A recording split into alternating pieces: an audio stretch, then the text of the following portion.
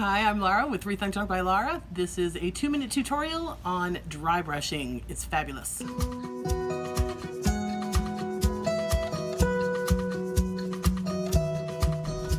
So for dry brushing, these are the supplies you need. You need your paint color, a brush, and a thumb.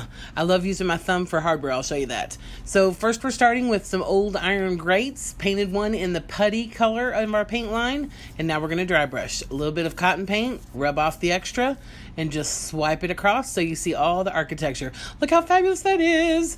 You can totally see it just totally come to life as you're brushing across. Watch that center medallion. Ta-da! Look how great. Such an easy way to highlight something and make it absolutely stunning.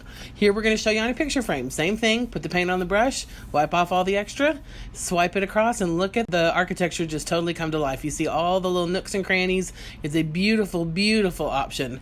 Works on hardware too. This one's painted gray mist. Gonna rub across that paintbrush with a little tiny bit of paint on it, and you totally see that come to life. Here's where we bring in the thumb. If you've got a little tiny piece, a lot of tiny detail, look how you see the flower and all those little dots now. They totally show up, and we're just rubbing a little bit of paint on our thumb and rubbing it across the hardware piece. It is absolutely stunning, so easy, and makes a huge difference when you're working with something. Look how gorgeous that looks on the furniture. Beautiful. And look at that picture frame. Thanks for joining us. Happy rethunking.